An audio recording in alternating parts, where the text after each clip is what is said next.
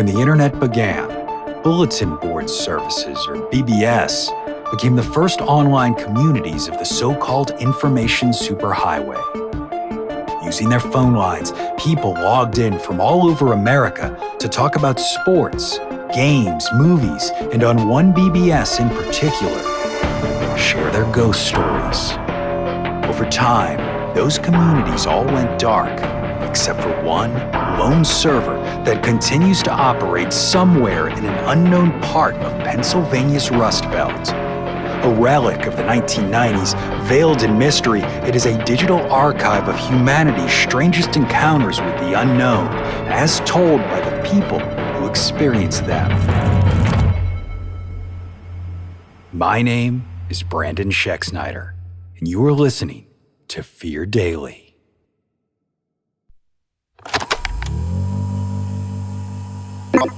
Subject: The Wait.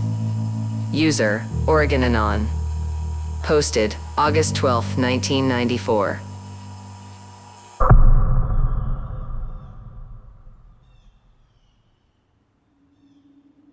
The weirdest thing that ever happened in my life really didn't happen to me.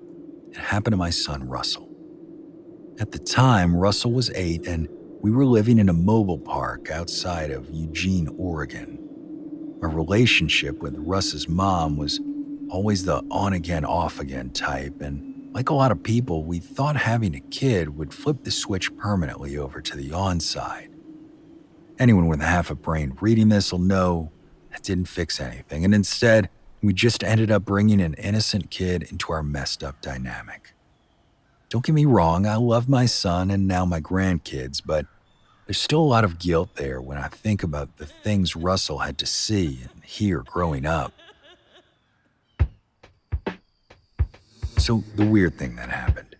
It started in the middle of the night. Diane and I were on the outs again, and she was off doing God knows what or who, and I was at the trailer watching TV. It must have been a Friday or Saturday because back then television didn't run all night except on weekends. If I remember right, there was some old Boris Karloff crime film playing, The Monster or something like that. It was a totally normal night, except for the fact I couldn't sleep.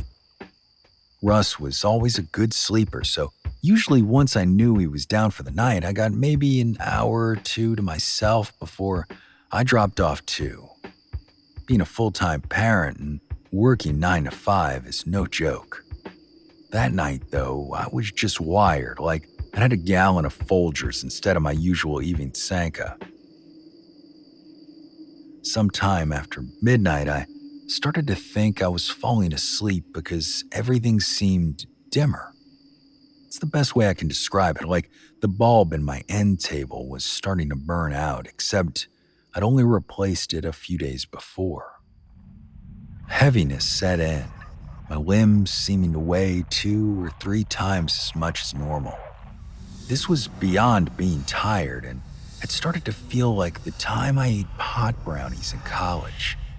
I wasn't sure what was going on, except that I wanted nothing more than to give in to it, to let go and, sleep I don't really know, but whatever it was, I was just about to close my eyes when I heard my father's voice in my ear. At that point in time, my father had been dead for 10 years, but it was unmistakably him saying just one word: Russell. That lit a fire in me, and I pushed back hard against the blackness weighing me down, my heart beating against my ribcage as I struggled to my feet. The darkness was everywhere. It dimmed the lights and gathered in the corner of the room like black mold. My legs felt like lead as I forced myself down the hallway toward Russ's room, turning on every single light as I went. Each bulb flicking to life was weaker than it should have been, but still seemed to have an effect on the darkness around me, loosening its grip. Each light seemed to take a little more of the weight off me, and by the time I gripped the doorknob of Russ's room, I felt back in full control of myself.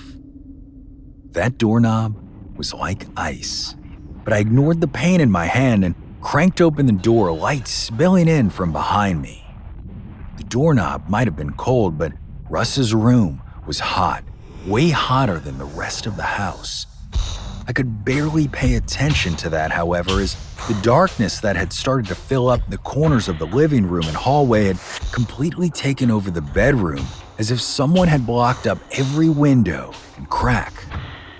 Russ's bed was completely hidden, like he was being covered by whatever this was, and at that, the thought someone or something was hurting my son, I lost my goddamn mind.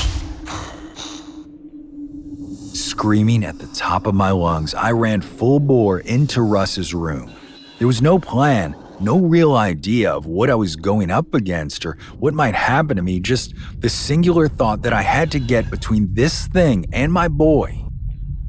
What I felt next was the worst physical sensation I have ever experienced. The blackness around Russ had an actual presence, oily and prickly, as if I was moving through a huge spider's nest. I wanted to scream again, but was afraid that if I opened my mouth, whatever these things were would find their way down my throat.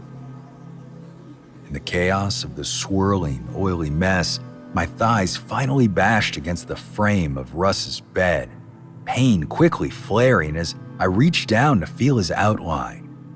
The moment I touched his shoulder, I heard a rushing sound like the air being let out of a balloon, and watched as the thick, seething mass of darkness receded back out the door, down the hall, and around the corner.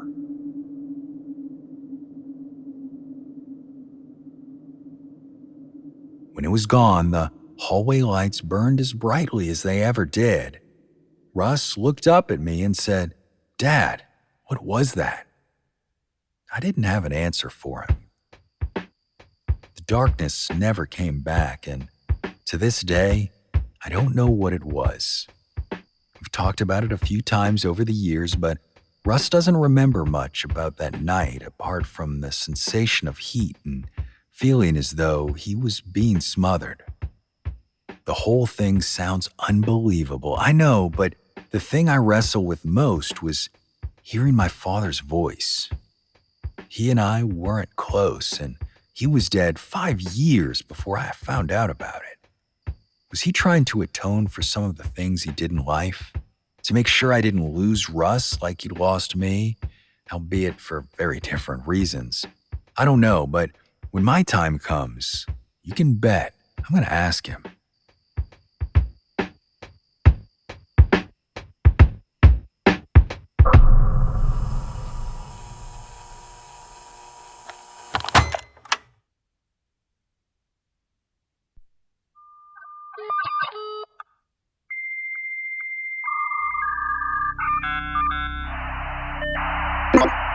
Subject: Burning Bright. User: TexOldster. Posted May 13th, 1994.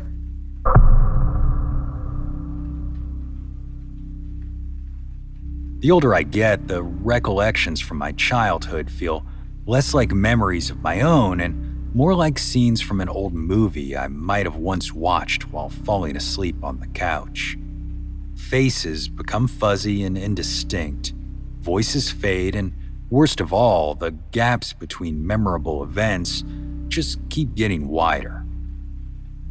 I read somewhere that the people in our lives are like external memory banks who hold on to the things we can't retain by ourselves, but I don't have many of those either. My parents had me late after their own parents had passed, and my son Corey died in an industrial accident around 10 years ago.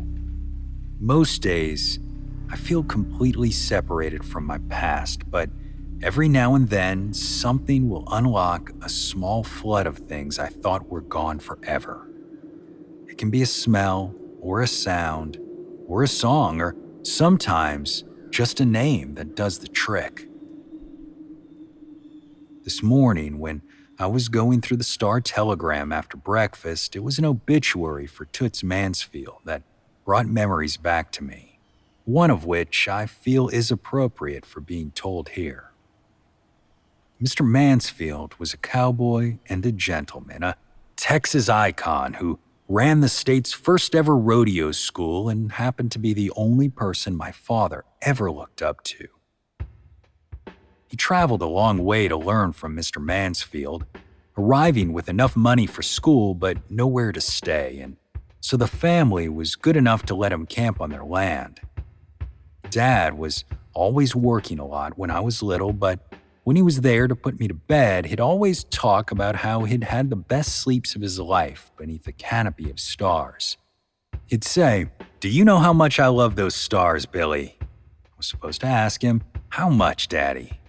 Then he'd say, "So much that I took one away with me when I left because I couldn't stand to be without them. And do you know what I did with that star?" Then I'd ask, "What'd you do, Daddy?" And he'd say, "I brought it home to your mother and we put it in the crib. When we came back in the morning, you were there waiting for us. That's why you're my star." I loved when he would say that to me. As I got older, my father told me more stories about life after learning his trade, and they were not all so pleasant as the one I just shared. There was one in particular that was downright out of this world, and if it hadn't been him who had told me, I'd never believe it.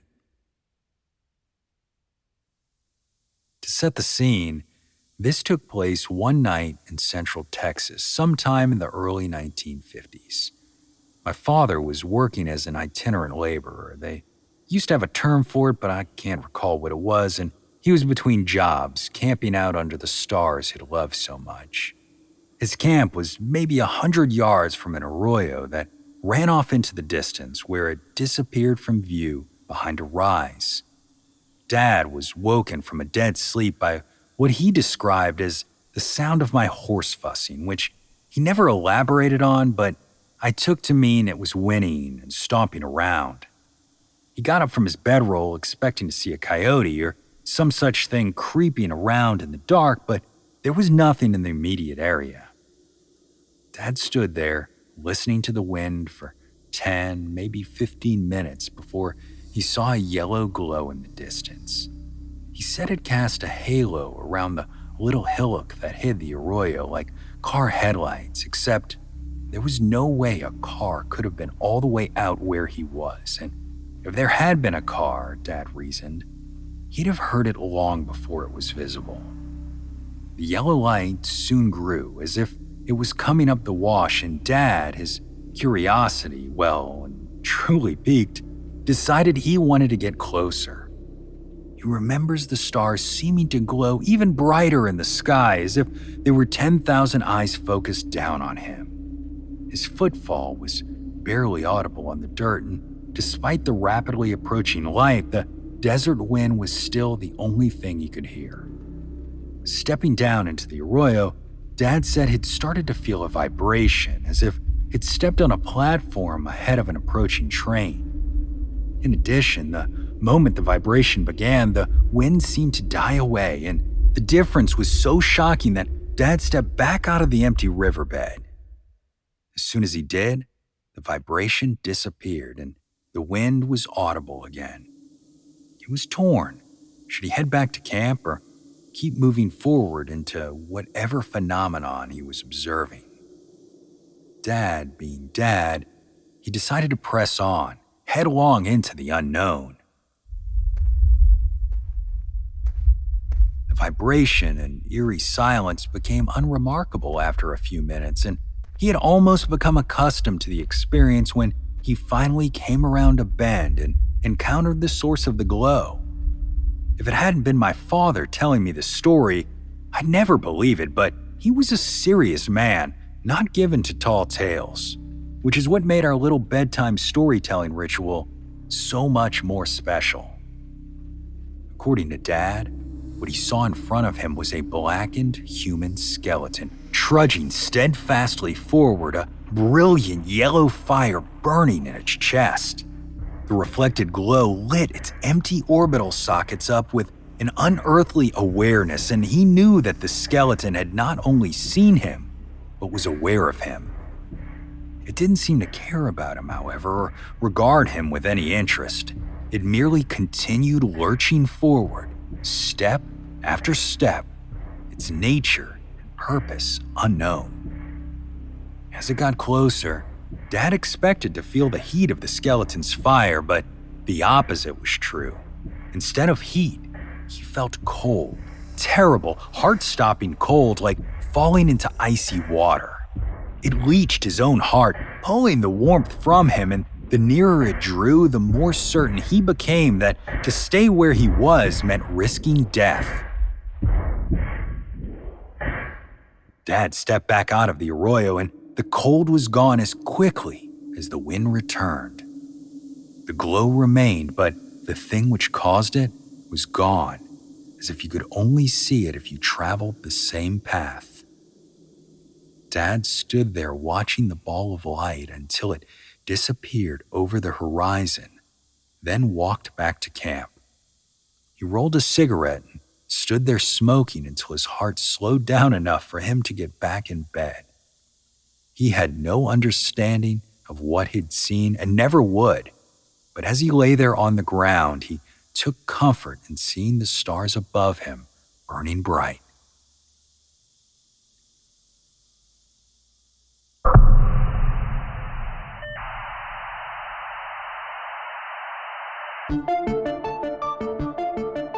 Fear Daily is an independent podcast hosted by Brandon Schexnayder and written by Brennan Storr, with Joanna Smith serving as the consulting editor, audio production by Rachel Boyd, and sound design by Southern Gothic Media. This podcast is a work of fiction. Names, characters, places, and incidents are either products of the author's imagination or are used fictitiously. Any resemblance to actual persons, living or dead, or to real events or locations, is entirely coincidental. Ad-free versions of Fear Daily are available now on your favorite podcast apps. For more information, visit feardaily.com. But move fast, before the server goes offline.